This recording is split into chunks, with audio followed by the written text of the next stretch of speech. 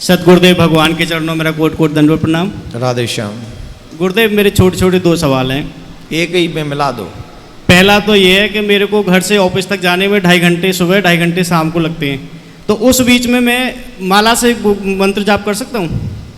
दूसरा, एकादशी व्रत के बाद में जब हम पारायण करते हैं तो उसमें खीर मेरे को बताया था कि खीर से पारायण करते, तो खीर खा सकते हैं उसमें?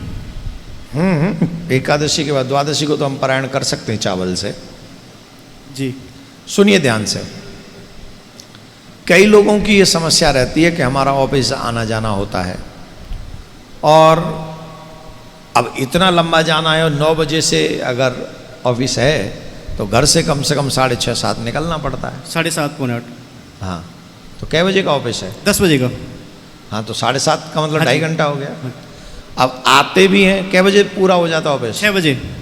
8:30 बजे आते हैं, फिर मुंह हाथ धोते हैं, फिर भोजन करते हैं, 10 10:30 11 बज जाता है। हो जाता है कि नहीं? अब 7:30 फिर जाना है। तो कई लोगों को ऐसा लगता है कि रास्ते में ही गाड़ी में ही माला कर ली जाए, तो 5 घंटे मिल गए। पहली बात तो 5 घंटे मिल गए। दूसरा, घर में समय नहीं लगाना पड़ेगा। वैसे अगर देखा जाए तो भगवान के भजन की कोई सीमा नहीं, कोई बंदिश नहीं, कोई नियम नहीं। भाव को भाव अनक आलसहु, नाम जपति मंगल दिशि दसहु। 10 दिशाओं में भाव से कुभाव से सोते जागते उठते बैठते आते जाते खाते पीते कभी भी नाम जपो, वो तुम्हारा कल्याण ही करने वाला है। परंतु गुरु मंत्र लेने के बाद कुछ नियमों का पालन करना।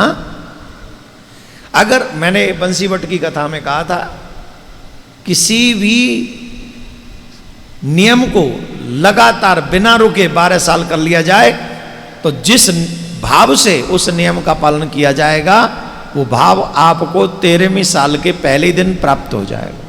हो सकता है बीच में भी हो जाए, और 12 साल तो लास्ट है। पर शर्त यही है कि वो नियम रुकना नहीं चाहिए, चाहे एक माला का ही हो, वो एक माला हो। तो गुरु मंत्र लेने के बाद आप ये नियम बना लीजिए। गाड़ी खुद ही चलाते हो, कोई और चलाता है? नहीं, खुद ही चला दो। हाँ, तो सिस्टम नहीं बैठेगा। कितनी माला घर में कर सकते हो वो तो नियम बना लो, ये तो करनी ही करनी है। हाँ, 8 से 10 माला करके जाता हूँ। करके जाते हो? हाँ जी। तो उन्हें कम से कम 11 कर लो। जी गुरुदेव। और जब गाड़ी चलाओ तो जूते नहीं पहनने। जूते पहन के जाते होगे? हाँ जी। चमड़े के जूते होंगे, तो जूते उतार कर, पर वो गाड़ी गुड़ी चलाने में रिस्क ही होगा यार। भैया तू रहने दे, तू अपनो माला ने सिस्टम ने घर में देख ले, और मन ही मन में राधे गोविंद राधे गोविंद राधे गोविंद। 2.5 घंटा आना, 2.5 घंटा जाना, सिर्फ राधे गोविंद राधे गोविंद राधे गोविंद राधे गोविंद करते रहो। वो भी तुम्हारा अपार भजन में उसकी काउंटिंग होगी। लेकिन जो शूज पहनते हो, अगर हो सके तो चमड़े के शूज पहनना बंद करके कोई अन्य वस्त्र के कपड़े के जो शूज आते अगर वो पहनोगे तो हमको लगता है कि वो अशुद्ध भी नहीं होंगे और तुम्हारा भजन भी 5 घंटे का बन जाएगा। राधे श्याम। ठीक। गुरुदेव, आज ये हमारी अर्धांगिनी में दीक्षा ली है, इनको बोल देना एकादशी व्रत के लिए। नहीं, अभी तो मैं नहीं बोल सकता, अभी मंत्र दिया है। अभी कम से कम तुम धीरे धीरे गुलाब का फूल दे दे के तैयार करो। तुम ऐसा क्या है, तुम्हारी अर्धांगिनी है तो मान ही जाएंगी जब तुम एकादशी रहते हो तो। नहीं, वो आपकी मान सकती हैं। आप ही की मानेंगे। वैसे मैं तुम्हारी बात से सहमत हूँ, मेरी ही मानेंगे।